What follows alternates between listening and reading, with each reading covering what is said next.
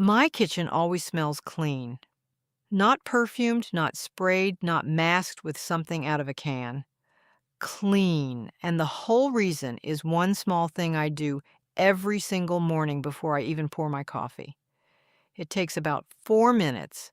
It costs almost nothing, and there isn't a single chemical involved. My grandmother did it at her kitchen sink every morning for 50 years, and I've done it every morning since she taught me at that same sink when I was a girl. Today, I'm going to show you exactly how it works, and why nobody selling you air freshener wants you to know about it. Here's the thing most people never stop to think about. A kitchen doesn't smell bad because it's dirty. It smells bad because of what's hiding in the places you can't see and don't think to clean. The drain, the sponge, the cutting board, the little rubber seal around the refrigerator door.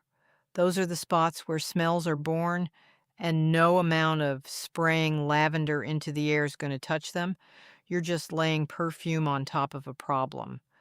My grandmother understood that before anybody was selling little plug-in gadgets for the wall.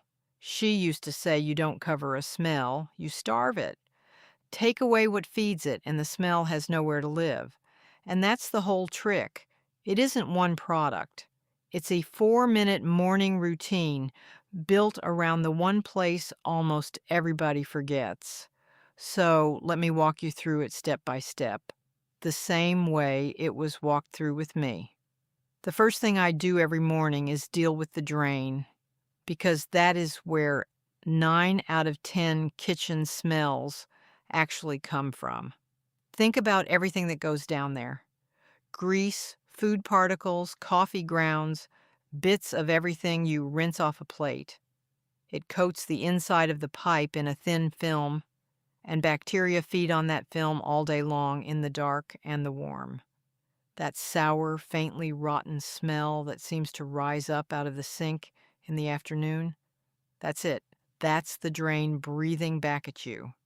If you don't handle the drain, nothing else you do matters. So here's what my grandmother did and what I do. First thing in the morning, I boil a kettle of water. While it's heating, I pour a small handful of plain baking soda straight down the drain.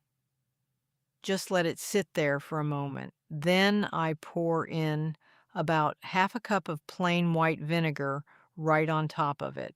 You'll hear it start to fizz and foam, and that foam is the whole point.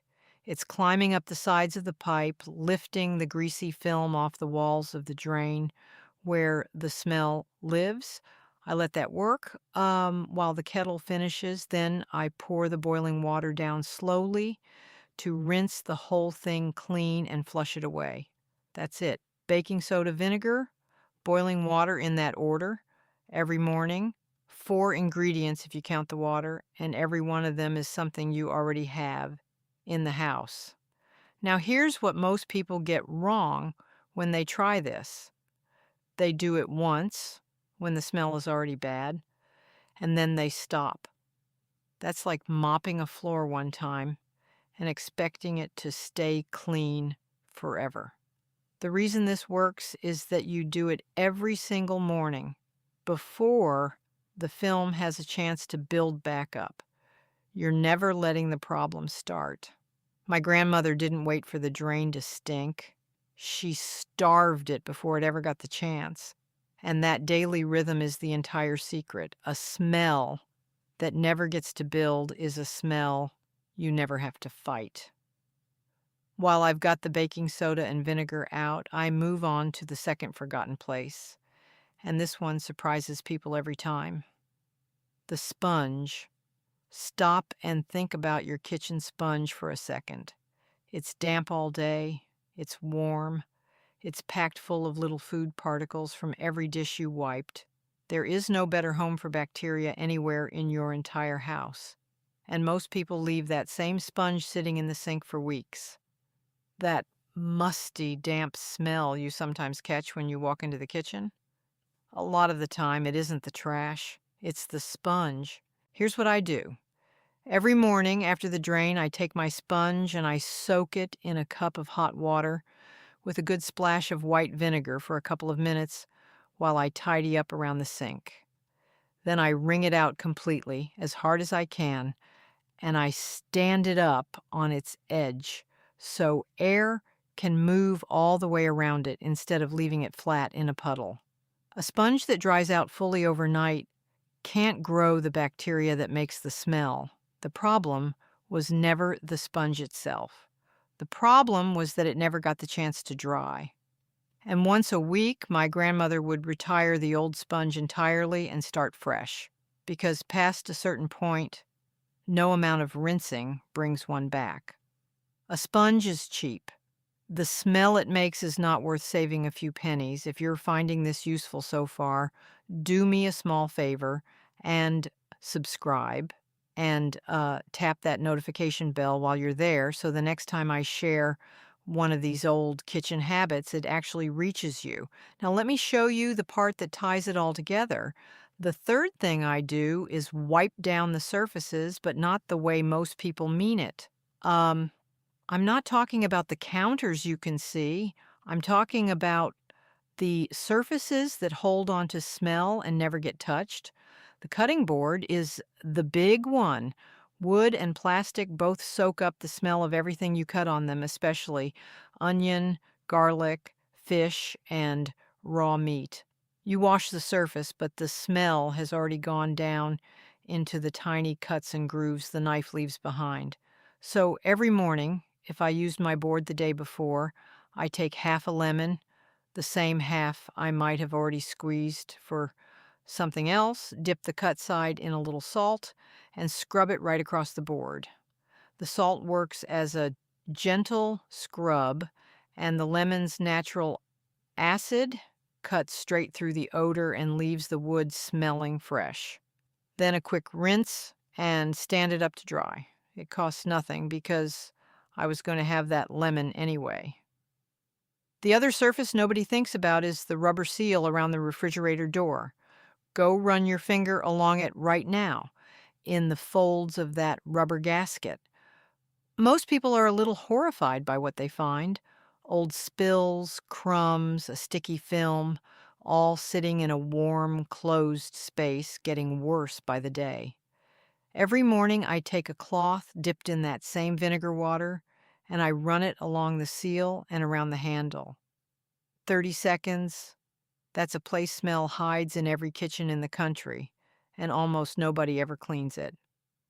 Now, here's the part I want you to really hear, because it's the heart of everything my grandmother taught me. The reason this works when air fresheners don't is that you are removing the source instead of hiding it. An air freshener is a confession.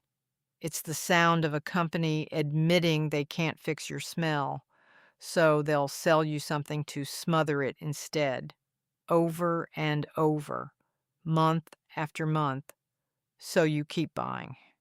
There's no money in teaching you to boil a kettle and keep a lemon by the sink. There's a lot of money in a wall full of plug-ins and a cabinet full of sprays. My grandmother never bought a single one of those things in her life, and her kitchen smelled better than any I've ever walked into. It didn't smell like a flower. It smelled like nothing at all, which is exactly what a clean kitchen is supposed to smell like. There's one more step, and it's the one that makes the whole house feel different, not just the kitchen. Once the drain is done and the sponge is drying and the surfaces are wiped, I take a small pot, fill it with water, and drop in a few simple things from the kitchen. A couple of slices of lemon, a cinnamon stick if I have one, a few whole cloves, maybe a sprig of rosemary from the windowsill. I set it on the stove on the lowest possible heat and let it barely simmer for a little while as I go about my morning. As the water warms, it carries the smell of those real ingredients through the whole house on the steam. It isn't covering anything because I've already removed the source. This is just the finishing touch, the way a clean house was always meant to smell before anybody bottled it and put a price on it. My grandmother did this on Sunday mornings especially, and to this day the smell of lemon and Cinnamon warming on a stove takes me straight back to standing at her elbow in that little kitchen. Let me tell you why the order of all this matters so much, because this is where most people go wrong. They reach for the nice smelling step first. They light the candle, they simmer the pot, they spray the air, and they skip everything underneath. But if you put the good smell on top of a drain that's still coated and a sponge that's still sour, all you've done is mix a nice smell with a bad one, and the bad one always wins in the end.